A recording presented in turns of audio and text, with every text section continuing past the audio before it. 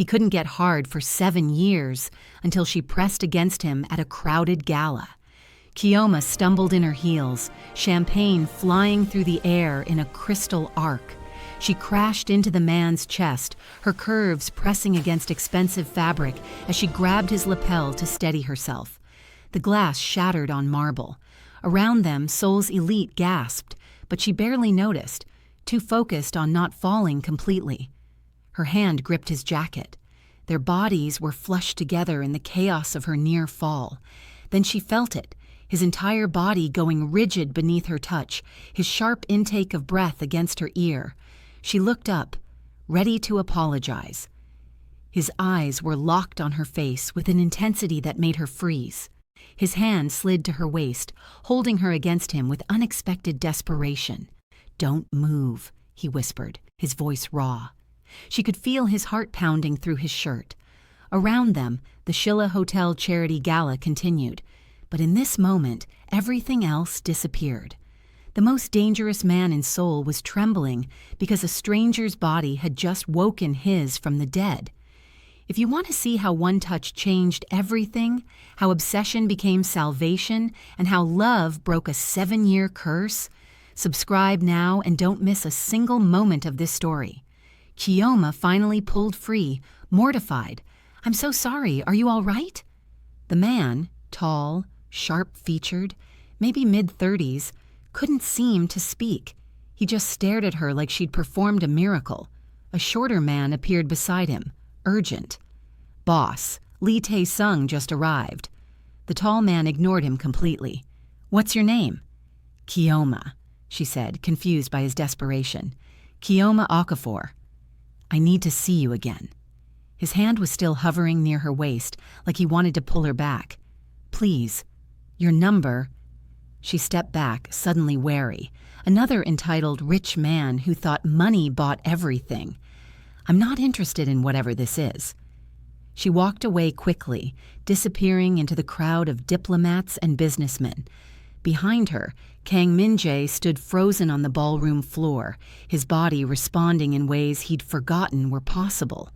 Ways that had been dead for 2,157 days. Park Sung-ho stared at his boss.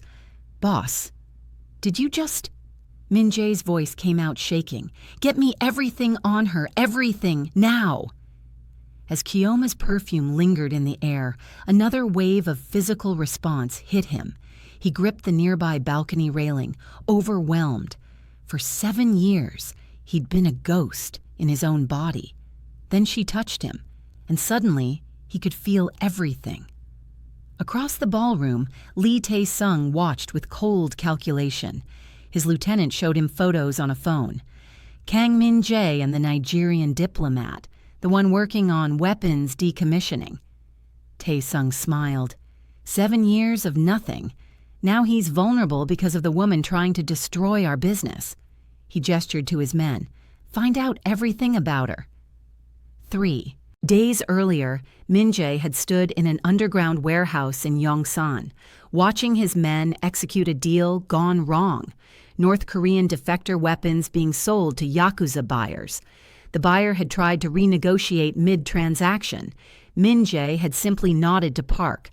The gunshot echoed through the warehouse. Min-jae hadn't even flinched. He'd smoked his cigarette and watched the body fall with complete detachment. Park had studied him with concern. "You used to enjoy the hunt. Now you just exist." Hard to feel anything when your body's been dead for 7 years. Later, Park had spoken quietly. "You saved my daughter's life 8 years ago, paid for Jiwoo's leukemia treatment when I had nothing. You gave me back my reason to live. Let me help you find yours." Min-jae had looked at his oldest friend. "Some things can't be fixed, Park." Alone in his Gangnam penthouse that night, Min-jae had pulled out the medical file. Dr. Kang's neat handwriting documented everything. 9 years of treatment, starting with simple insomnia therapy. Then 7 years ago, everything had changed. The diagnosis was clear: complete psychogenic erectile dysfunction, following traumatic event. Prognosis: permanent.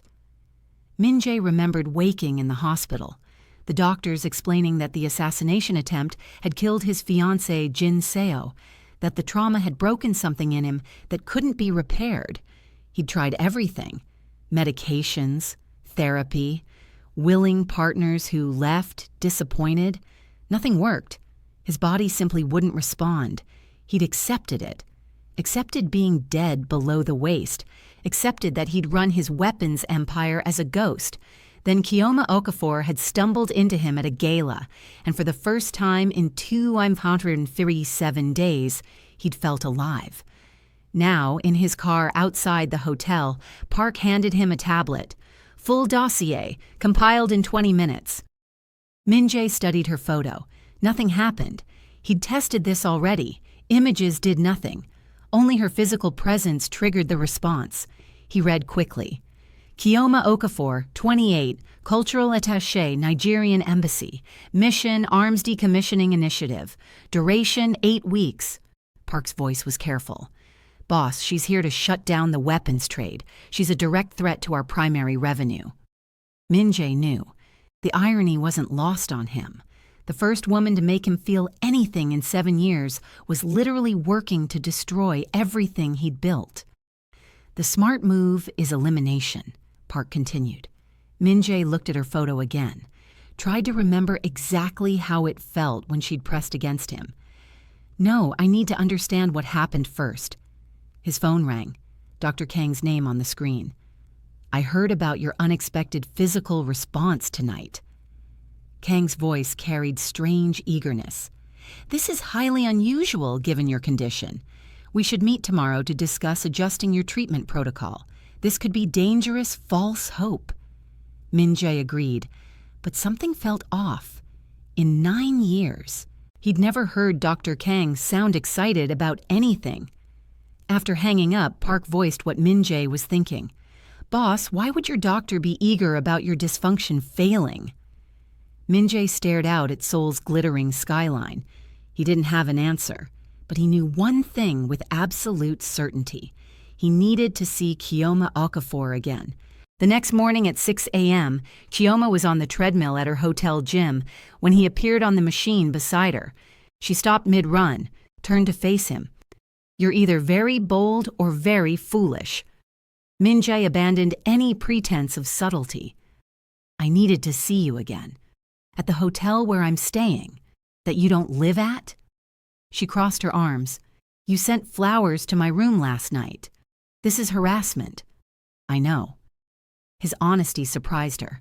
But I need to talk to you, please. She should call security, should report him, but something in his face stopped her, a desperation that didn't match the expensive suit and obvious wealth. Who are you, really? Someone who experienced something impossible yesterday. He pulled out a business card with just his name and number. Someone who needs your professional help. I don't help stalkers. She started to leave. He didn't follow, but the look on his face made her pause at the locker room door. Her psychologist training kicked in. This wasn't entitled pursuit. This was genuine desperation. She took the card. 1 phone call. That's it. His visible relief told her everything. Whatever was happening, it wasn't about conquest. It was about survival. Later that morning, Keoma sat in her embassy office trying to focus on the arms decommissioning proposal. The numbers blurred on the screen. Her phone rang. Her mother's face filled the video call. Keoma, Mrs. Okonkwo's son, Chidi, is a corporate lawyer in Seoul. Very successful. I'm giving him your number. Mama, I'm working. Work doesn't keep you warm at night. Her mother's voice carried across continents. You need a good Nigerian man who understands our culture. Keoma hung up, frustrated. She loved her mother, but the constant pressure was exhausting. Her colleague, Funmi, entered with a thick envelope. Courier just delivered this. From your Gala stalker? Inside were medical files spanning 7 years, comprehensive documentation of treatments, specialists, failed therapies, and a handwritten note. I have a condition doctors declared permanent and untreatable. You have expertise in psychology. I'm willing to pay any amount for a professional consultation to help me understand what happened when we met. This isn't romantic pursuit, it's desperation. Kang Min-jae. Chioma spread the files across her desk. 7 years of erectile dysfunction. Multiple specialists all reaching the same conclusion. Permanent, untreatable, psychogenic origin. Funmi read over her shoulder. This is weird, right? Or someone genuinely desperate for answers. Chioma studied the files more carefully. Something nagged at her about the documentation. The diagnoses were strangely vague for such extensive treatment. She texted the number. 1 meeting, professional consultation only, public location, tomorrow 2 p.m. The response came immediately. Thank you, I'll send the address.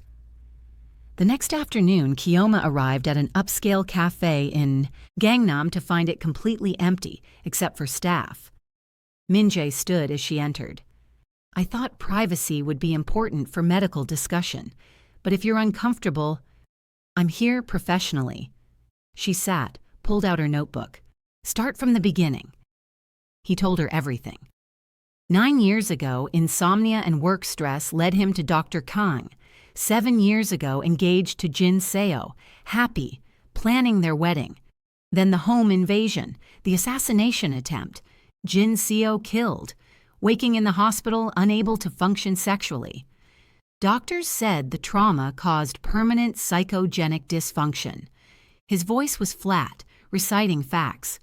7 years of failed attempts with medications, therapy, willing partners. Complete failure. Chioma took notes, asked clinical questions. Before the trauma, normal function, completely normal. She reviewed the files carefully. The diagnoses kept using psychogenic as explanation, but never specified mechanism or clear treatment protocol beyond continued therapy. Until me, she said quietly. That's what you're claiming? He met her eyes. The moment you touched me at the gala, only you. That's not scientifically consistent. But her curiosity was winning over skepticism. Let me test something. Stand up. He did. She approached with clinical detachment, placed her hand on his chest to check his pulse. It was racing. Elevated heart rate, rapid breathing, pupil dilation. She glanced down briefly, purely professional assessment, and physical arousal, confirmed. Only with you. His voice was strained. I've tested with images, videos, memories of other women. Nothing. Only in your physical presence. She hadn't removed her hand. Clinical distance was dissolving. They were inches apart, both breathing harder. Then the world exploded. A car crashed through the cafe's front window. Glass erupted everywhere. Armed men poured through the opening, automatic weapons raised. Min-jae tackled Chioma to the floor, his body shielding hers. Gunfire erupted, deafening in the enclosed space. She saw men she hadn't known were there returning fire. Blood splattered across white tablecloths. Min-jae dragged her through the kitchen, into an alley, into an armored car. They escaped as bullets pinged off the vehicle's reinforced sides. Inside the car, her ears were ringing. Her hands shook uncontrollably. Those men had military weapons! She rounded on him, adrenaline crashing into fury. Who the hell are you? He looked at her directly. No more evasions. I control the largest illegal arms trafficking network in South Korea. I move weapons throughout Asia. North Korean defector arms, surplus military equipment, black market firearms. The world tilted. I'm here negotiating arms decommissioning. You're literally the criminal I'm supposed to be stopping. I know. That's all you have to say? Which is why you need to leave Korea tonight. His fear for her was genuine. Lee Tae-sung wants my territory. He'll use you to get to me. You don't get to make decisions for me. But even as she said it, she knew she should run, should get as far from this man as possible. Instead, she heard herself say, "These medical files, something doesn't add up."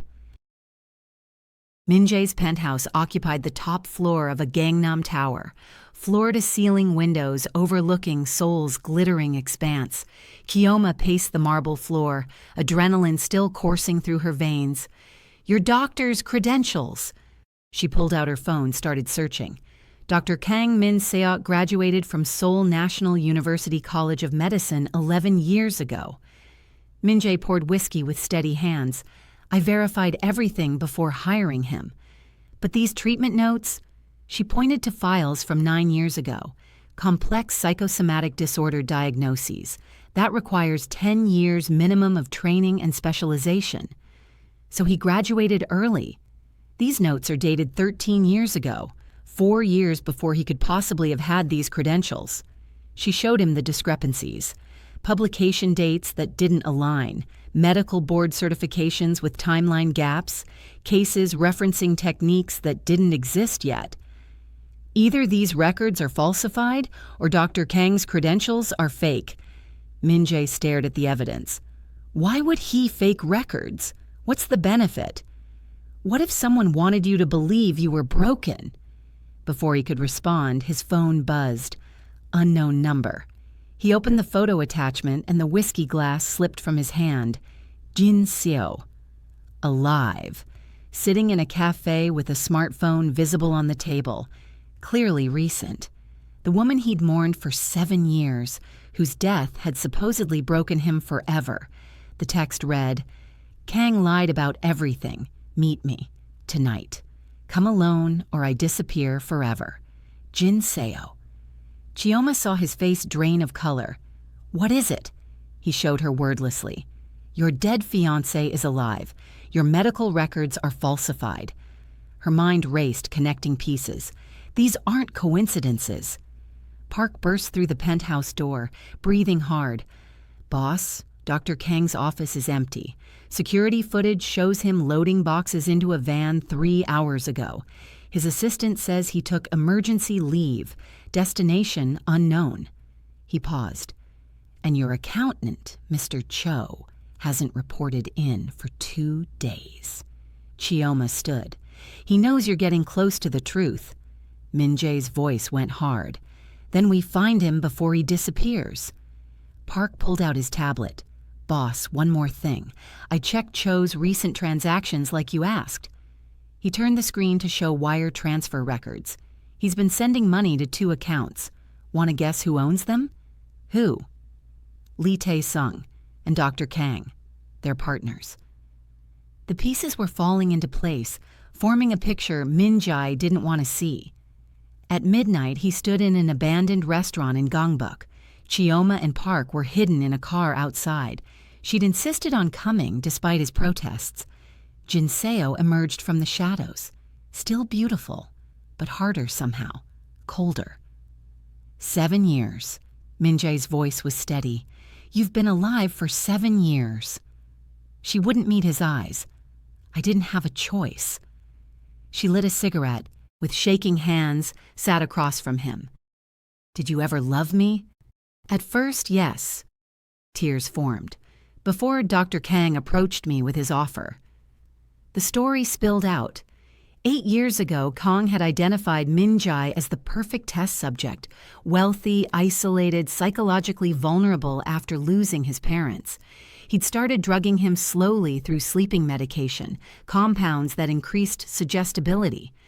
6 months before the wedding, Kang had approached Jin Seo, 5 billion won to help with an experiment.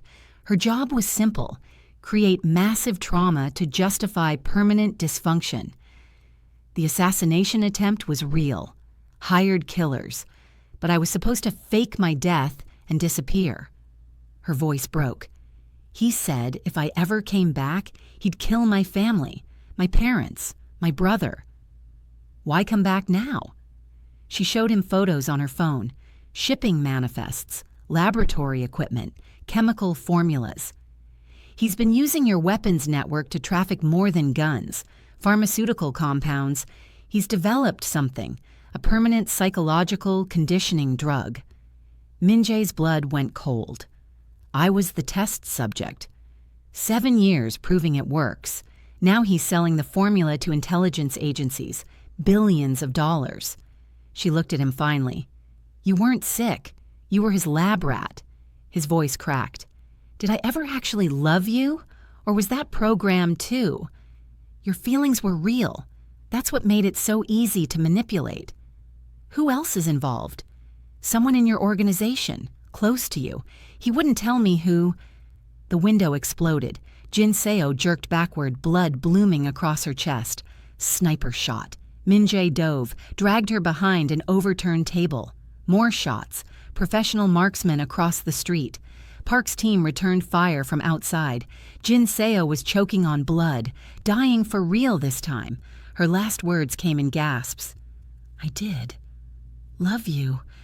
At first. Sorry. Trust. Park. She died in his arms. He held her body, 7 years of complicated grief crashing down at once. Park and his men got him out through the back exit into the car where Keoma waited.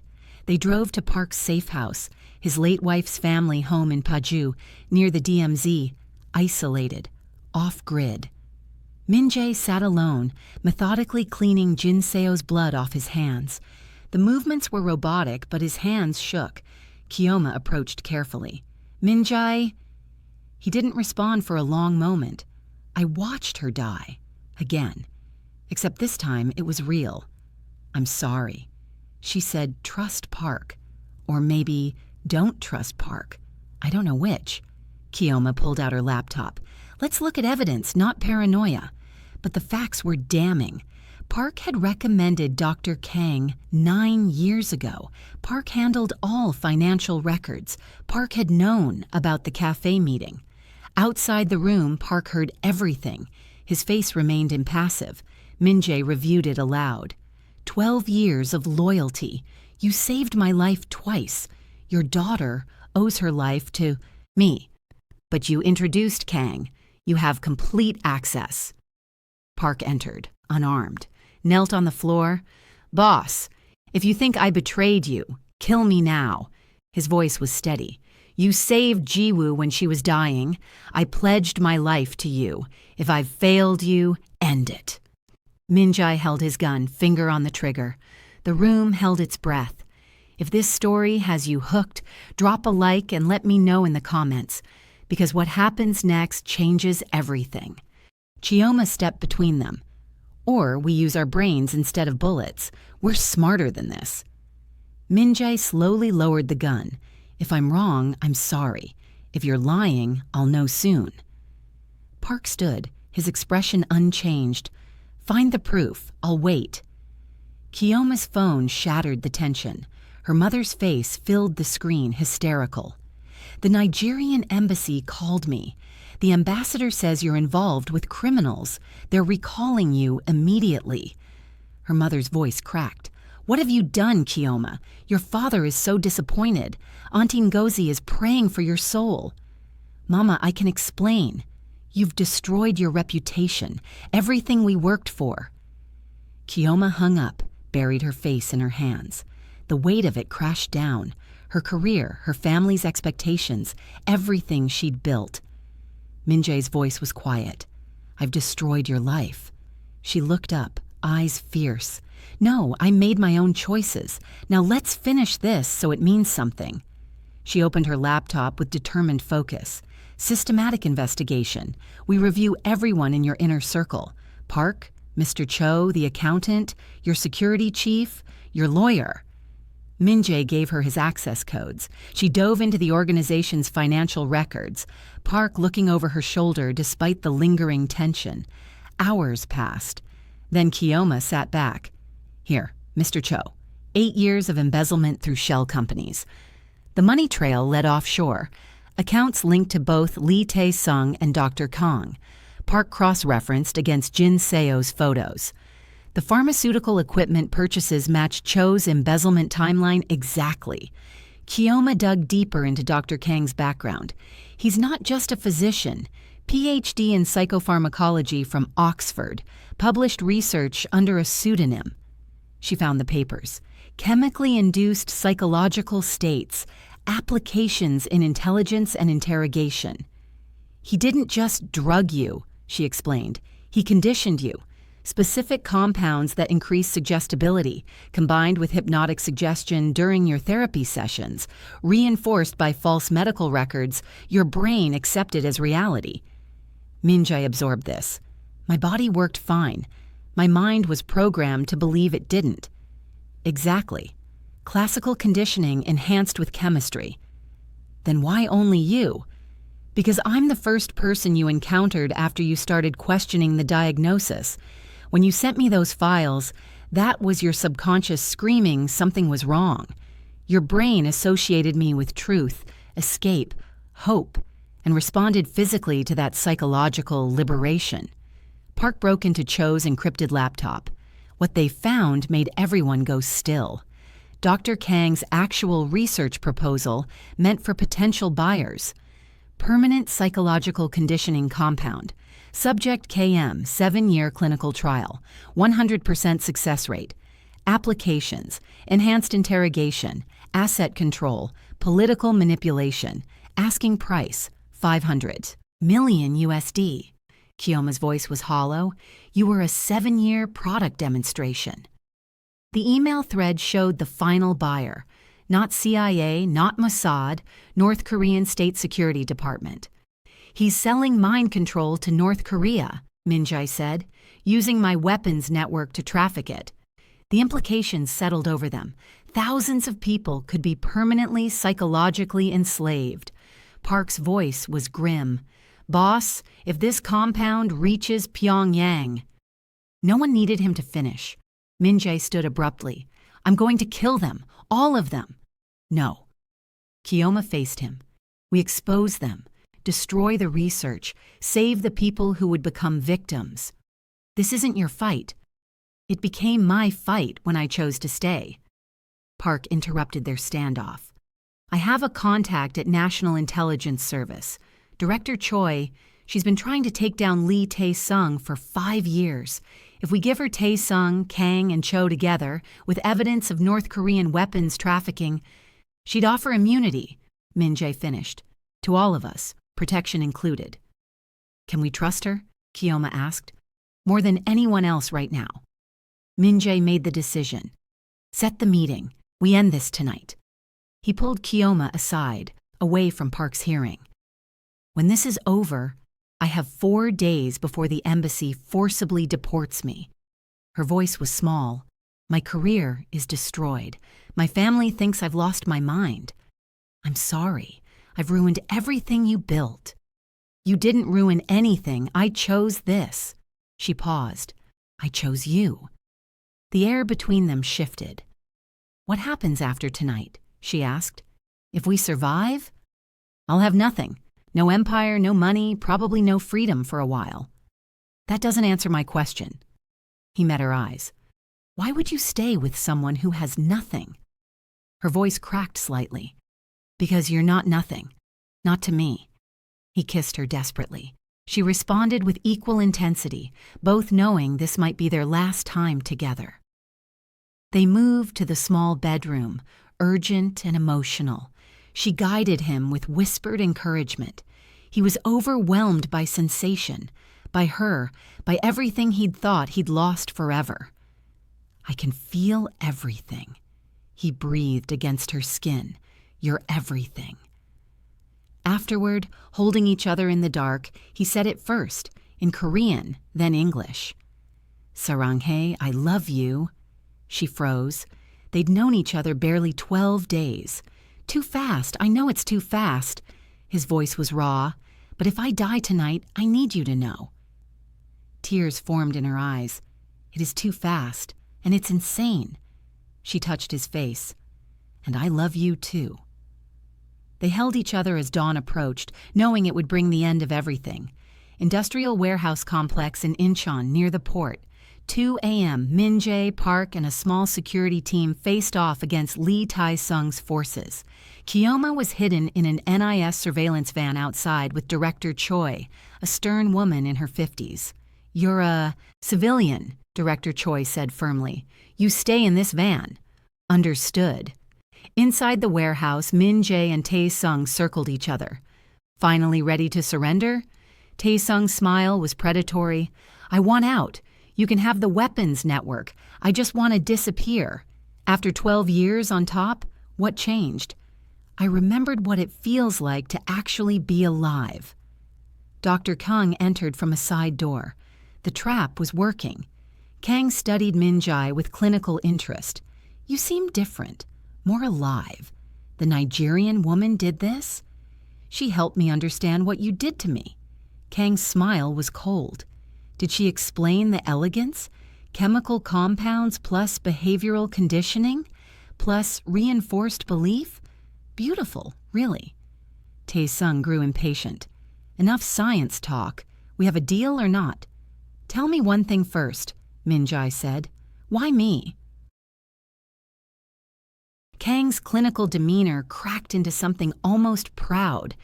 You were perfect, wealthy enough to fund the research, isolated enough to control, psychologically vulnerable after losing your parents, and your weapons network provided distribution for the final product. He pulled a syringe from his jacket. I've perfected the formula since you. This version works in 60 seconds. Permanent reconditioning. Who are you selling to? Kang smiled. The highest bidder. Though North Korea's offer is quite generous, $500 million for exclusive rights. Minjai tapped his watch. The hidden signal. What did you just do? Tae-sung's hand moved toward his weapon. Gave the National Intelligence Service everything they need. You just confessed to treason on recording. Hidden cameras throughout the warehouse. Directional microphones. Every word captured. Tae-sung's face twisted with rage. You bastard! The warehouse exploded into violence. Gunfire erupted from multiple directions. NIS tactical teams stormed through doors. Minjai's men engaged Tae-sung's forces. Minjai fought toward Kang, but the doctor's bodyguards intercepted him. 3 against 1. Trained fighters. During the brutal struggle, Kang circled behind. The syringe plunged into Minjai's neck. The effect was immediate. Waves of dissociation crashed over him. The conditioning kicked in faster than before, more powerful. His body started shutting down, losing every response he'd regained. Kang stood over him, triumphant. 60 seconds, then you'll be mine forever. Around them, NAS was systematically arresting Tae-sung's men. Park fought his way toward Minjai but took a bullet to the shoulder. He went down hard. In the chaos, Kang dragged semi-conscious Minjai toward a side exit. The doctor was stronger than he looked, driven by desperation. In the surveillance van, Keoma watched the monitors in horror. He's taking him. Director Choi barked orders into her radio. All units, suspect is escaping with the primary witness. Keoma didn't wait. She grabbed a backup weapon from an agent's tactical vest and ran. Ms. Okafor, stand down. She ignored the order, sprinting into the warehouse maze. Years of diplomacy abandoned for pure instinct. The shipping container section near the port was a labyrinth of metal boxes stacked 3 high. Keoma tracked them by sound. Kang's breathing, Minjai's dragging feet. She found them at a refrigerated container converted into a mobile laboratory. Equipment inside hummed with power. Minjai was strapped to a medical table, barely conscious. Kang prepared an IV drip with steady hands. Permanent reconditioning, Kang said without looking up. This time, no woman can save you. Keoma entered, the gun shaking in her untrained hands. Step away from him. Kang turned, unsurprised. The psychological trigger. How poetic that you'd watch him break. Step away. You think you're special? Kang's voice was casual as he drew his own weapon. You're just a variable I can replace, break you, and his mind shatters completely. He aimed at her center mass.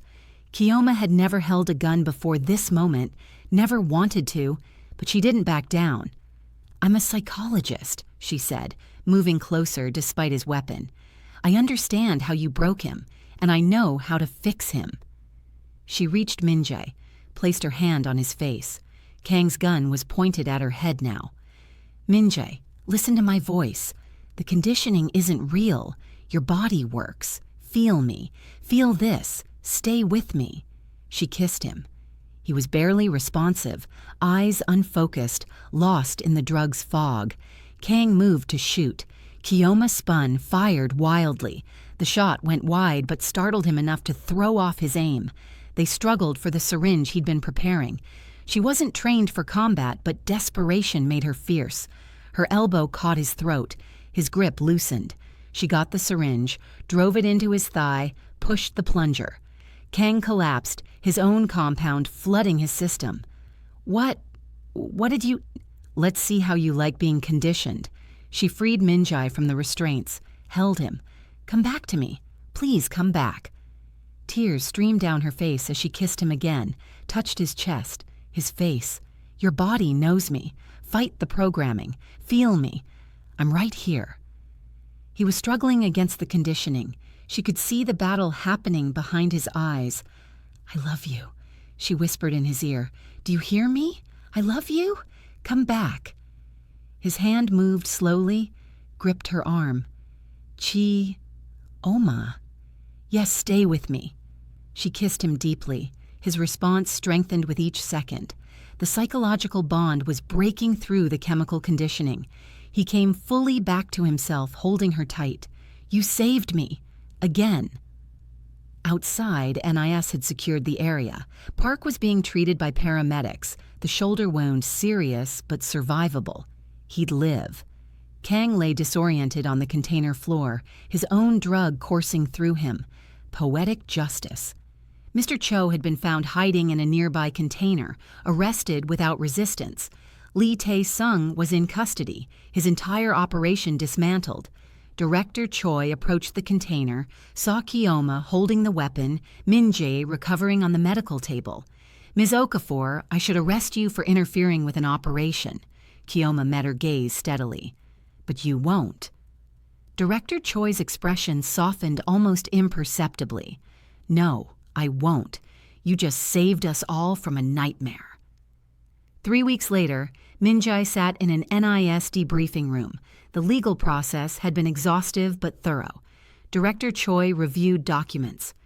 Mr. Kang, you've provided complete testimony against Tae-sung, Cho, and Dr. Kang. In exchange, you receive full immunity and witness protection. My assets? Seized. Your weapons network is completely dismantled. You're essentially broke. She looked at him directly. But you're free. Min-jae nodded. He'd expected nothing less. Park waited outside, arm in a sling. Boss, Ji-woo wants to thank you for her life, for staying alive yourself. He showed a photo of his daughter, healthy, smiling, thriving at university. Tell her to live well. That's thanks enough. Park's voice was thick with emotion. What will you do now?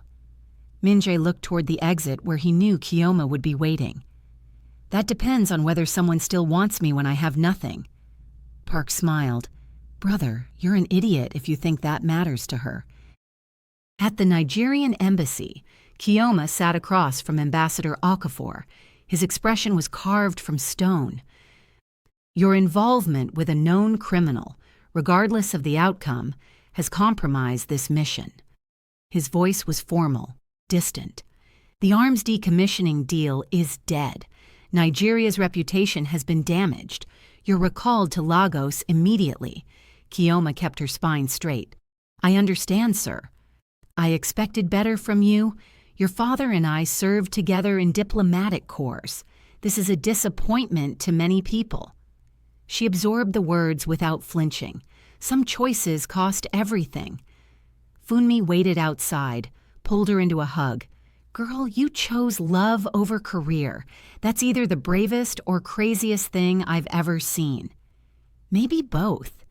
What will you do? Keoma looked out at Seoul one last time. I have no idea. Incheon Airport Departure Terminal.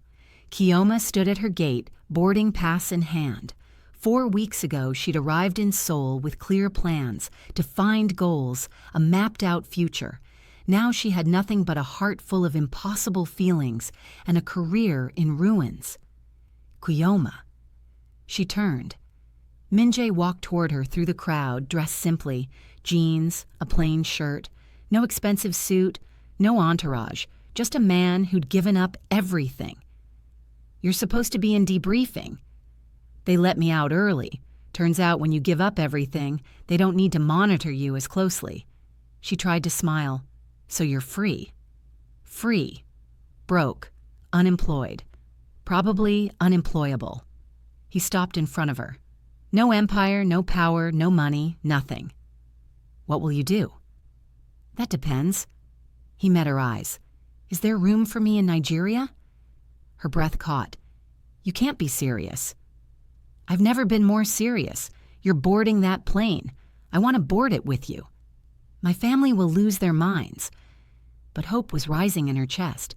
You're Korean, not Nigerian, not Christian, not a doctor or diplomat, and you're a reformed arms dealer. So you're saying there's a chance? She laughed through sudden tears. My mother is going to absolutely kill us both. I'll risk it. Will you? She looked at the boarding pass, then at him, at the man who'd given up an empire for the chance to be real, to be free, to be loved. Let's go home. They boarded together, leaving Seoul behind. 7 weeks after they'd crashed into each other at a gala, Kioma brought Minjae home to Lagos. The compound in Lekki was chaos incarnate. Her mother's voice carried over the crowd of relatives. This is the Korean man? The one who destroyed your career? Auntie Ngozi pushed forward, studying Minjae like a specimen. So you were a criminal in Korea. Minjae stood in the center of the family hurricane, overwhelmed but honest. Yes, Ma, but I'm trying to become a better man. Trying? Her mother's skepticism was palpable. What will you do for work? I'm enrolling in university, international relations. I want to help with diplomatic work, legitimately this time.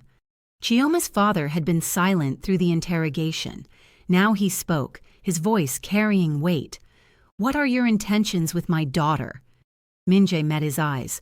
To prove every day that I deserve her, and to ask your permission, when I'm worthy, to make her my wife. The compound went silent. Her father studied him for a long moment. You gave up everything for her. Yes, sir. That's a start. Her father's expression didn't soften, but something shifted. Now prove you can build something with her. A daze whispered loudly to Kioma. He's cute, and he looks at you like you hung the moon. I approve. Her mother was warming slightly. You'll learn to eat our food, to understand our ways. Yes, Ma, I want to learn everything. Auntie Ngozi couldn't resist. And you'll give her children. Auntie! Chioma's face burned. The family erupted in laughter. The tension broke like a wave. That night, in their small apartment in Yaba, they finally had silence. Minjae collapsed on the worn couch. Your Auntie Ngozi asked about children. We're not even married. Chioma laughed, the sound free and genuine. Welcome to Nigerian families. No boundaries, no privacy, just endless love and endless interference. He pulled her down beside him. I meant what I said to your father, about proving I deserve you. You already proved that when you gave up everything. I didn't give up anything. His voice was quiet. I found everything. She traced the line of his jaw. 7 weeks ago, he'd been a ghost in an expensive suit. Now he was real, present, alive in ways that had nothing to do with physical function. 7 years of dysfunction, she teased. 4 weeks in Lagos. Everything still working properly? He grinned, pulling her closer. Want to find out? I thought you'd never ask. Their kiss deepened, laughter turning to heat. His hands found the curve of her waist, sliding beneath the fabric of her shirt to touch warm skin. She gasped softly against his mouth. Bedroom, she whispered. He stood, lifting her easily. She wrapped her legs around his waist as he carried her through the small apartment. They barely made it through the door before his back hit the wall, her hands already working at the buttons of his shirt. Impatient, he murmured against her neck. You've kept me waiting long enough. Her shirt joined his on the floor. His hands explored with reverence and hunger, mapping every curve he'd only stolen glances at before. She arched into his touch, her breath coming faster. They made it to the bed finally. The ceiling fan stirred the humid air as they shed the rest of their clothes with fumbling urgency. No elegant seduction, just raw need and 7 weeks of building tension finally released. "Look at me," she said when he seemed overwhelmed. He did. Their eyes locked as they came together, moving in rhythm that felt both new and ancient. She guided him with whispered encouragement, her hands on his face, his shoulders grounding him when the sensation threatened to overwhelm. "I've got you," she breathed. He buried his face in her neck, overwhelmed by how completely he could feel everything. Her skin against his, the way she moved beneath him, the sounds she made that drove him higher. 7 years of numbness made this moment almost unbearably vivid. "Kioma?" he gasped. "I can't. It's too much." "Yes, you can. Stay with me." She pulled him closer, deeper, her body showing him he was whole, functional, perfectly capable of this intimacy he'd thought was lost forever. When they crested together, he thought he might break apart from the intensity of it. After, they lay tangled in sheets, both breathing hard, skin slick with sweat in the Lagos heat. Outside, the city hummed with life. Car horns, music, voices calling through the night, so different from Seoul's neon-lit silence, but it felt like home because they were together. Min-jae traced patterns on her shoulder, still processing that this was real, that his body worked not just mechanically, but with her, for her, responding to every touch and whisper. "Do you ever regret it?" he asked into the darkness. "Giving up your career?" Kioma was quiet for a moment. "I regret the pain it caused my family, the disappointment, but the choice itself." She turned to face him. "No, I don't regret choosing you. Even though I came with nothing, you came with yourself. That was everything." He held her tighter, this woman who'd crashed into him at a gala and woken him from a 7-year death, who'd fought for him when he couldn't fight for himself, who'd loved him when he had nothing left to offer but the truth of who he was beneath the empire and the lies. "I was thinking," she said, "about what you said, about marriage." His heart stopped. "What about it?" "Ask me again, when you're ready, when you feel worthy." She smiled in the darkness. "But know that my answer is already yes." He couldn't speak for a moment, overwhelmed. "I love you," he finally managed. "I love you too." If you've stayed with us this far, you know this is more than just a love story. Drop a comment and tell me what you think happens next, because we're almost at the end and you won't want to miss it. 6 months passed in Lagos. Min-jae enrolled at the University of Lagos, studying international relations alongside students young enough to be his younger siblings. The former weapons trafficker sat in lecture halls, learning conflict resolution and diplomatic theory. It was humbling. It was necessary. Kioma found work at a local NGO focused on West African conflict mediation. The pay was a fraction of what she'd earned at the embassy, but the work felt honest, real. They lived simply in their Yaba apartment. No penthouse views, no luxury cars, just life. Min-jae learned to navigate Lagos traffic, to bargain at markets, to eat pounded yam without embarrassing himself too badly. He studied Yoruba phrases, attended church with Kioma's family despite his own uncertain faith. Her mother slowly warmed to him, especially after he spent 3 weekends helping repair the compound's roof without being asked. "He works hard," her mother admitted to Kioma one afternoon, "and he looks at you the way your father looked at me when we were young." Adaze visited often, bringing her fiancé. "See, Mama? Kioma's Korean man is practically Nigerian now. You worried for nothing." But Auntie Nosy remained skeptical. Still no ring on her finger, still no wedding date. What is he waiting for? The truth was, Min-jae was waiting to feel worthy, to believe he'd built enough legitimate life to deserve asking. One evening, Kioma found him on their small balcony, staring at his phone. Park had sent photos from Seoul, Ji-woo's university graduation. She was healthy, thriving, pursuing medicine. "You miss it," Keoma said quietly. "Seoul, Park, your old life." "I miss Park, miss knowing Ji-woo is okay." He turned to her. "But the empire? The weapons? The violence?" "No, I don't miss being dead inside." She leaned against him. "You've built something here. Something good." "Have I?" "You're in school. You volunteer at the youth center. You helped Mrs. Adeyemi's son get into university prep program." She smiled. "You're becoming the man you wanted to be." He kissed her forehead. "Because you showed me it was possible." That night, lying in bed, he asked the question that had been building for months. "Marry me." Keoma went still. "What?" He turned to face her properly. "I don't have a ring yet. I wanted to ask your father first. Do it properly. But I can't wait anymore." His voice was steady, certain. "Marry me, Keoma. Let me spend the rest of my life proving I'm worthy of you." Tears formed in her eyes. "You already proved that." "Is that a yes?"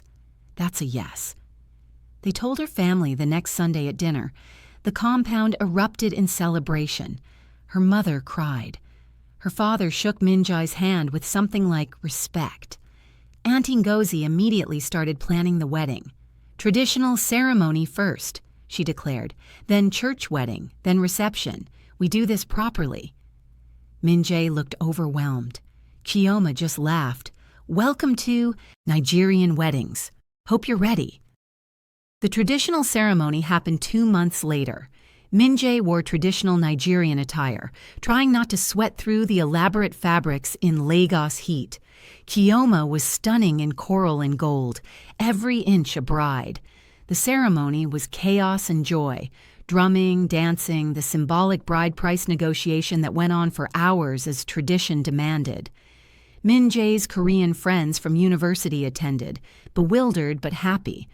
Park sent a video message that made Min-jae's eyes water. "Boss, brother, you found what I always hoped you would. Peace, love, a reason to live beyond survival. Ji-woo sends her love too. She says to tell your bride thank you for saving you." During the reception, as Keoma danced with her sisters and aunties, Min-jae sat with her father. "You've honored your word," the older man said. "You've worked hard, respected our ways, loved my daughter well." "I'll keep honoring it, every day. I know you will." Her father paused. "She told me everything, about Seoul, about what you were, what was done to you." He met Min-jae's eyes. "A man's past doesn't define his future. His choices do. You've chosen well." That night, in a hotel room away from family for the first time in months, they finally had privacy. "Mrs. Kang," Min-jae said, testing the name. "Mrs. Kang Okafor," she corrected with a smile. "I'm keeping both names." "Of course you are." She moved closer, elegant in her wedding attire. "So, husband, how does it feel to be a married man?" He pulled her against him, "Like I'm finally home." Their wedding night was tender, playful, full of laughter and renewed discovery. No urgency this time, just the luxury of knowing they had forever. 1 year after the Gala collision that changed everything, they returned to Seoul for a visit. Park met them at the airport, Ji-woo beside him. She was beautiful, confident, every inch her father's daughter. She hugged Min-jae tightly. "Thank you for everything, for my father, for my life." "You don't need to thank me." "I do, and I'm glad you found happiness." She smiled at Keoma. "Thank you for saving him." They visited the memorial for Jin Seo.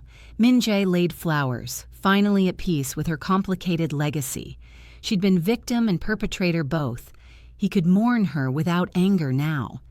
Dr. Kang was in prison, serving 20 years for human trafficking and treason. Lee Tae-sung was in a different facility, his empire completely dismantled. Mr. Cho had turned state's witness, disappeared into protection. Director Choi met them for coffee. "You've done well, both of you. Built something real." "We're trying," Keoma said. You're succeeding." Director Choi smiled slightly. The world needs more people willing to choose truth over convenience. Their last stop was the Shilla Hotel, the ballroom where they'd first collided. "Want to recreate the moment?" Keoma teased. "Absolutely not. You nearly gave me a heart attack." "But I woke you up." He pulled her close. "You did. You woke me from a 7-year nightmare and showed me what living actually means." They danced in the empty ballroom, no music, just them, so different from that first chaotic collision. This was choice, commitment, love earned through fire. "No regrets?" she asked. "Not a single one." Flying back to Lagos, Keoma rested her head on his shoulder. "Ready to go home?" Min-jae looked at his wife, this brilliant, fierce woman who'd risked everything for him, who'd fought for him when he couldn't fight for himself, who'd shown him that healing was possible. "With you? Always." 2 years after the gala, Keoma woke to find Min-jae's side of the bed empty. Again, she checked the time. 4 a.m. She found him on the balcony of their new apartment in Ikoyi, staring at his laptop screen with that expression she'd learned to recognize, the past creeping back. Another nightmare? He closed the laptop quickly. "I'm fine." She sat beside him, took his hand. "Don't lie to me. Not after everything."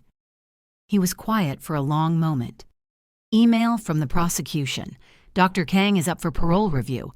They want me to testify again." Her stomach tightened. "When?" 3 months. In Seoul." He looked at her. "I know it's asking a lot. We'll go together, like everything else." But she saw the fear in his eyes, the worry that going back might trigger something, that Kang's presence, even through video testimony, might undo the healing. What if being near him again? Min-jae couldn't finish the sentence. She turned his face toward her. "Then we'll deal with it, together. Your body knows the truth now. Your mind knows the truth. He has no power over you anymore." "You're sure about that?" She kissed him, slow and deliberate, felt his immediate response, strong and certain. "I'm sure." He pulled her onto his lap, their thin sleep clothes no barrier to the heat building between them. "It's 4 in the morning." "So?" Her hand slid under his shirt. "We're awake now." They made love right there on the balcony, Lagos beginning to stir below them. It was different from their urgent first times.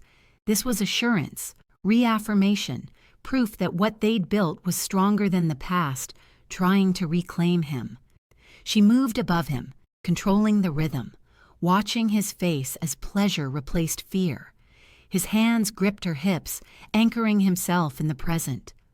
"Stay with me," she whispered, the same words she'd used in that shipping container. "Always," he gasped. After, wrapped in a blanket together, watching the sun rise over Lagos, he said, "I'm scared of going back." "I know, but you're not the same man who left, and you're not going alone." 3 months later, they landed in Seoul. The city felt foreign now. Too fast, too cold, too full of ghosts. Min-jae's tension was visible from the moment they cleared customs. Park met them at the hotel with Ji-woo. She was in her 2nd year of medical school now, brilliant and driven. "You look good, boss. Both of you." Park studied them. "Happy." "We are," Keoma confirmed. Ji-woo hugged them both. "I'm glad you came back, even for this." The testimony was scheduled for the next day. That night, Min-jae couldn't sleep. Keoma held him, felt the tremors running through his body. "Talk to me. What if seeing him breaks something? What if the conditioning—" "Min-jae." She made him look at her. "You've had 2 years of therapy, 2 years of building new neural pathways, 2 years of proving your body works perfectly." She kissed him deeply. "Let me remind you." She took her time, using touch and whispered encouragement to ground him in the present. His response was immediate and strong. No hesitation, no dysfunction, just them, connected and whole. "You're free," she murmured against his skin. "He can't touch you anymore." The hearing room was sterile, cold. Dr. Kang appeared via video link from prison, looking older, diminished. Min-jae sat in the witness box, Keoma in the gallery behind him. Director Choi was there too, representing the NIS. Kang's lawyer asked the questions. Mr. Kang, you claim my client's research caused you permanent psychological damage, yet you appear to have recovered completely, married, healthy, functional. How do you explain this? Min-jae looked at Kang's face on the screen, felt nothing. No fear, no anger, no residual control. I explain it by saying your client is a monster who stole 7 years of my life, who turned me into a lab rat for profit, who was willing to sell weapons of psychological warfare to North Korea. His voice was steady, but he didn't break me permanently, because the human mind is stronger than any drug. And love, he glanced back at Keoma, is stronger than conditioning. Kang's expression flickered. For just a moment, Min-jae saw frustration. His perfect experiment had failed ultimately. I survived your torture, Min-jae continued. I rebuilt my life. I found real happiness. You get to spend 20 years in a cell watching your life's work become evidence of your crimes. He leaned forward. I won. You lost. The parole was denied. Kang would serve his full sentence. Outside the courthouse, media swarmed. Keoma took Min-jae's hand and they walked through the crowd together. A reporter called out, Mr. Kang, do you have anything to say to Dr. Kang? Min-jae stopped, looked back at the courthouse. I forgive him, not for his sake, for mine. I refuse to let him occupy any more space in my life. On the flight back to Lagos, Keoma squeezed his hand. How do you feel? Free. Actually free this time. He kissed her. Thank you for not giving up on me. Never. 6 months later, Keoma discovered she was pregnant. Min-jae's reaction was pure joy mixed with terror. I don't know how to be a father. My own parents died when I was young. I was a criminal for 12 years. And now you're a student, a volunteer, a husband, and you're going to be an amazing father. She placed his hand on her still flat stomach. We'll figure it out together, like everything else. Their daughter was born on a humid Lagos evening. They named her Etta Young, Igbo and Korean combined, just like her parents' love story. Min-jae held her for the first time and wept. She's perfect. She's ours. Auntie Ngozi immediately began planning the naming ceremony. Keoma's mother fussed over the baby constantly. Her father mellowed into a doting grandfather. Park and Jiwoo visited when Ada Young was 3 months old. Jiwoo held the baby with practiced, medical student confidence. She has your eyes, she told Min-jae, but her mother's fierce spirit. This child is going to change the world. One diaper at a time, Keoma laughed. That night, after everyone left, after the baby was asleep, Min-jae found Keoma on their balcony. 3 years ago, I couldn't feel anything, couldn't imagine a future, couldn't hope. He pulled her close. Now I have everything. We have everything, she corrected. They stood together, watching Lagos pulse with life below them. Their daughter sleeping peacefully inside, their future uncertain but full of possibility. I spent 7 years believing I was broken, Min-jae said quietly. Turns out I was just waiting for you to crash into me at a gala and wake me up, waiting to learn what it means to actually live. Keoma turned in his arms. And now I'm free, truly free. Free from the lies, free from the past, free to love you and our daughter and whatever future we build together. She kissed him as Lagos sang around them. 2 people from different worlds who'd found each other in chaos, fought through darkness, and emerged into light. Some prisons have bars. His had been made of lies and chemical manipulation. But love, real, fierce, unshakable love, had given him the key to escape. And now, holding his wife under African stars, their daughter breathing softly in the next room, Min-jae understood what he'd been missing for 7 years.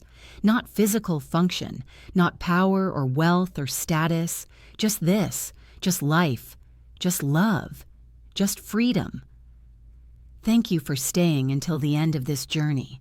If this story moved you, if you believe in second chances, in love that heals, in the power of choosing truth over convenience, then subscribe to this channel for more stories where passion breaks every chain and love rewrites destiny. Drop a comment telling me what moment hit you hardest. And if you know someone who needs to hear that healing is possible, that broken doesn't mean unfixable, share this story with them. Because sometimes the most powerful thing we can do is remind each other that we're all capable of waking up from our nightmares and finally learning to live. See you in the next story.